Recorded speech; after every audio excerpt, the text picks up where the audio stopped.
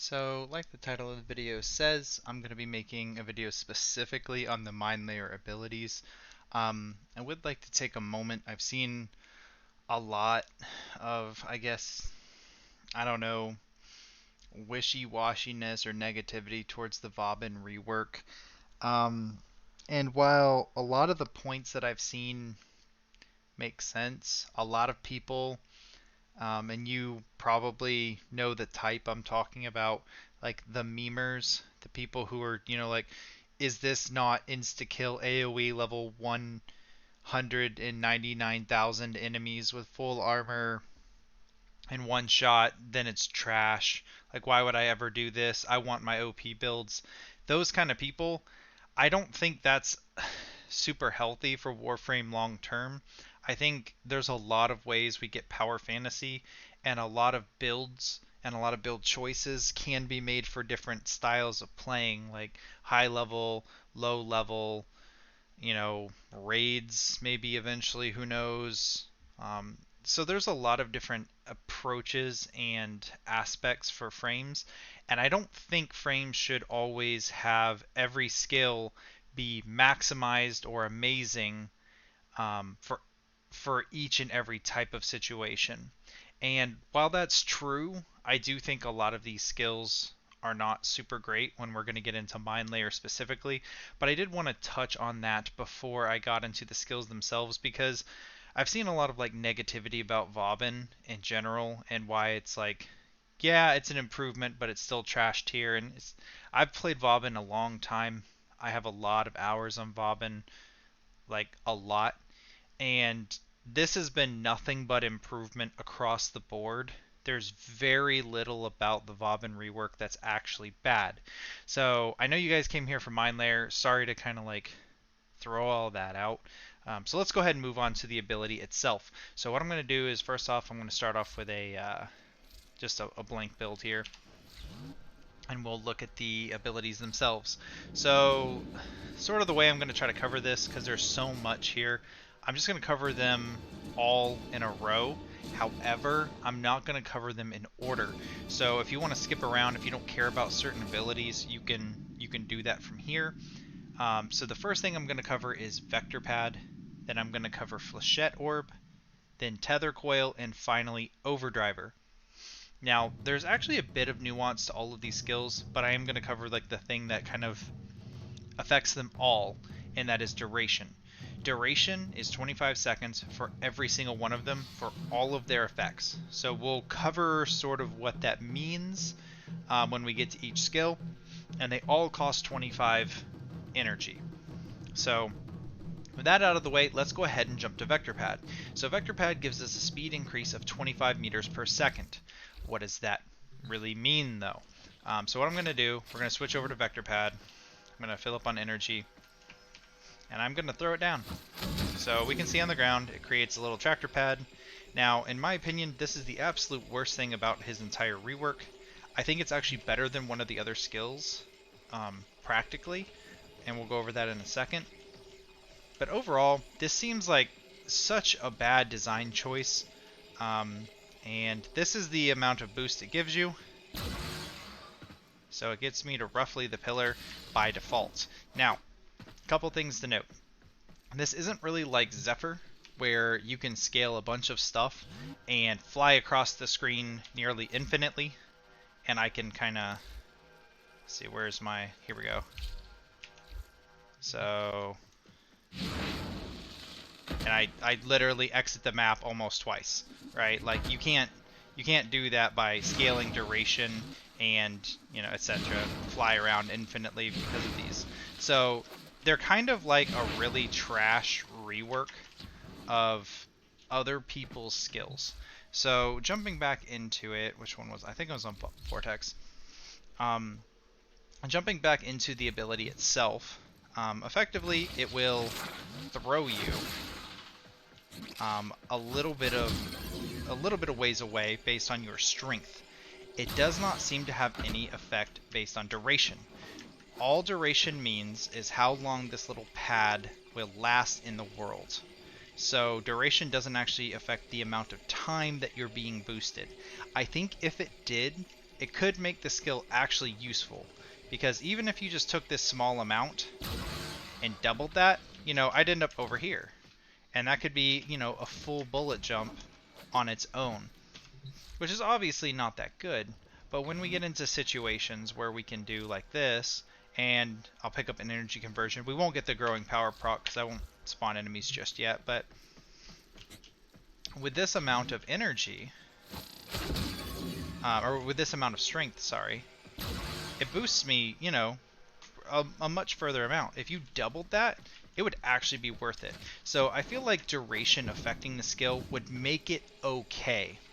That being said, the main problem with this skill is that it is a landlocked skill, and that kind of comes into how we would want to use it. So the real way I think you're going to want to use this is against enemies. I covered this in my other video. Effectively, all you're going to want to do is you're going to want to throw this down on top of enemies, and they're going to get ejected. Now, if I unpause their AI, they'll run at me, and they'll run into these. It's not that hard to eject enemies, to be honest with you. This is only ever going to be good when you know where the enemy is going to be, if you're trying to denial hacks on certain map types, or you just happen to know that, you know, the enemies always walk through right here, and there's an open gap, and I can eject them when they run through. So all in all, this is kind of a meme skill. It's not very good in terms of Warframe mobility, which I think is its intended purpose, as sort of like a derpy CC ability, which Vauban has a lot better versions of. It's like a 4 out of 10 if you're in the perfect scenario. Moving on from that, I think that's probably the most disappointing one. We additionally have the Flechette Orbs. So the Flechette Orbs are pretty good at low level farming. So we're going to use pretty much the same exact build. My efficiency is pretty bad, so we're not going to get very many of these out. However, our duration's pretty decent, and our strength will be pretty decent once we get some stuff. So, the way the Flechette Orbs work is they're a little different than Vauban's other abilities. We're not going to be able to get our energy conversion on each one. They each consume it. So once I fire one, I'll have to pick up another orb to get it again. So just know energy conversion doesn't have a whole lot of synergy with Flechette. But against, you know, unarmored enemies, especially like trash mobs that don't have a lot of health, we're going to see that these things actually can tear them up a little bit. The problem is going to be, and always will be, when something is far away, it's going to be a lot less likely to hit. So yeah, when I'm standing right here and the enemy's completely standing still for a long time, sure, like 30% of my shots are going to hit. I back up to here, and we're at like 15%. You're over here, 5%. Try not to fall off. Like 1% of your shots. So I think without an AI change of it being non-randomized, like if these things actually targeted enemies, they would be amazing for any situation where you don't have to interact with armor. And in general, at low levels, they would just be really, really good. So I think Flechette could be good in general right now if you paired it with like Tesla Nervos, or you're on low level maps. But once you get to higher level maps, you need really consistent DPS, and those things just aren't going to give it to you. You're not going to be able to put 4 of them in a choke and just kill everything all the time, even if you have crazy strength. So just keep in mind, Flechette is okay for supplementing damage, but you should never use it in its current state as a main DPS. Again, if they just fix the targeting, it could become a really good skill really quickly. Moving on to the next ability, we have the tether coils. Now the tether coils have a maximum number of targets. They have a damage and a grab range. So the big thing about this is that the targets do not seem to change. If I lower my strength, they don't go down. If I raise my strength to very high numbers, the number of targets do not go up. This is going to make it sort of like a ghetto CC. The one thing it has going for it, and if you're kind of more of a nuanced player, you have a lot of experience with Vauban, you'll know certain enemies just don't care about your CCs, and those are the enemies where this is going to be very effective. This can pull nullifiers out of their bubbles, which we'll see in a second, and it can also pull disruptors out of their even through their sort of damage ability, immunity, disruption stuff. So I'm going to change my build to my Vortex build, which, just like the Flechette Orbs being kind of good as a supplement to Tesla Nervos or at low levels, I think the Tether Coils are good as a supplement to Vortex builds, because the only things that can get through Vortex are the things that your Tether Coil is going to be slurping up. One thing to note as well, I forgot to kind of show this. If we look at abilities again in my Vortex build, we see that the grab range is 53 meters. It can grab like an acorn, like from a country mile. Like, that's an insane range. So what we're going to do is we're going to spawn a, what do we say, a disruptor. So we'll just spawn one disruptor, and we'll spawn a nullifier. So, I don't know, it doesn't matter, I don't think. Simulate. Oops, I did not mean to get the chargers as well. So we should have a couple enemies here.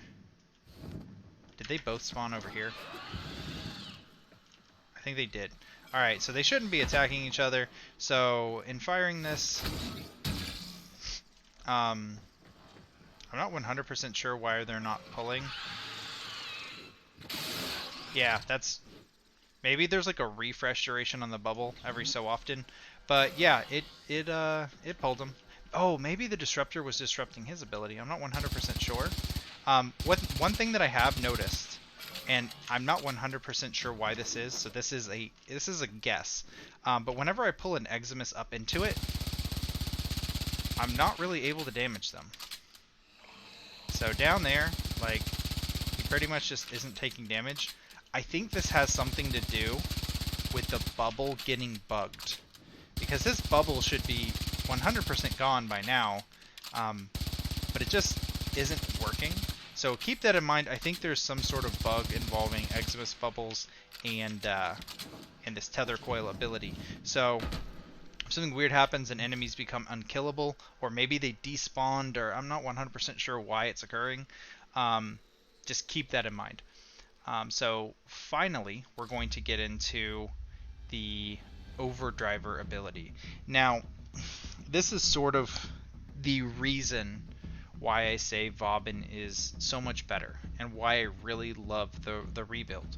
A lot of his stuff is pointless, useless. Some of his stuff just got straight up buffed. Some of his stuff isn't that great at high level. I get all that.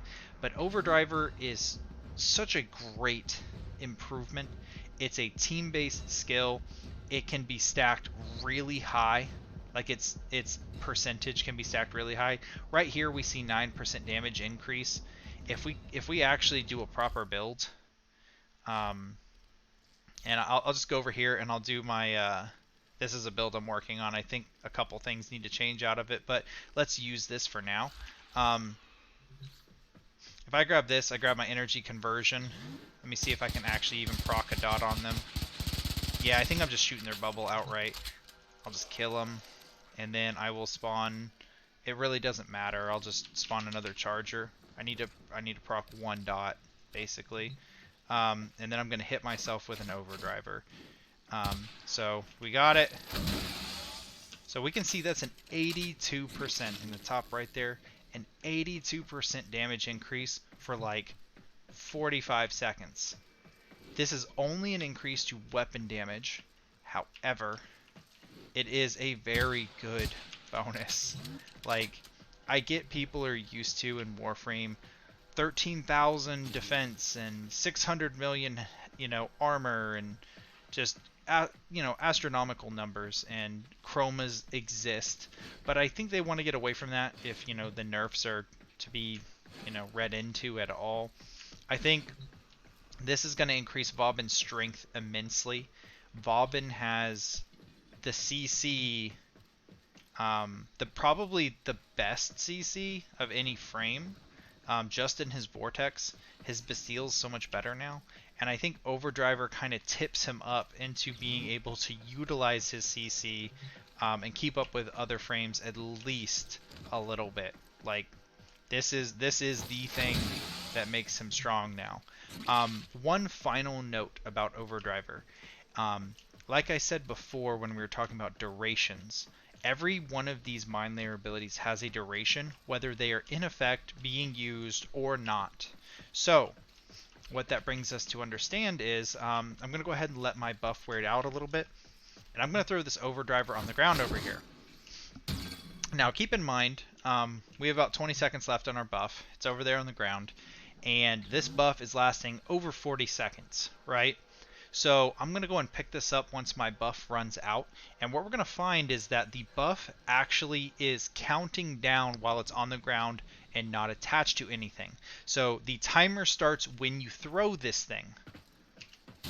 So notice I only got a 20-second buff that time. If I throw another one, I guess it didn't buff me. So once I run out, it will jump to me. Now this is another weird little, I guess, quirk of it, and that is that you can't refresh, and you'll see it jump right when it ends, like almost immediately. You cannot refresh it, which is kind of frustrating a little bit. I really wish they would make that change. In my mind, there's no reason why they shouldn't allow it to, other than it's trying to make sure it's like a, I don't want to say sloppy, but it's sort of like a sloppy way for them to code it into giving it to allies instead of yourself. So that is one misconception I want to clear up, because it was a little confusing to me. If we look at the abilities themselves, we see that Overdriver has a radius. It is not an AoE ability. That radius is only the radius that the buff jumps to you.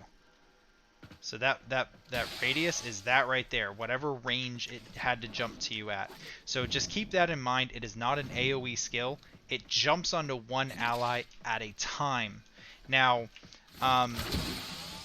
when you do that, you will have to throw it 4 times or however many allies you have. So if you're not in a super efficient build, it is going to be a little harder to keep up if you don't have the proper Tenno school or pizzas, energy pizzas, or anything like that.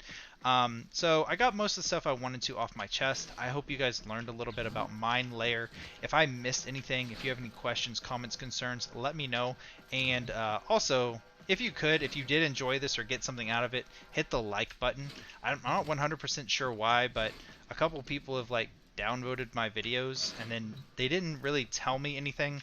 I'm kind of new to trying to do YouTube, and I don't really know what I did wrong, if I just made the video too long, or if I wasn't engaging, or my math's wrong. I don't know unless you guys tell me. So if you could just give me feedback, let me know how I can be better, and thanks for watching, guys.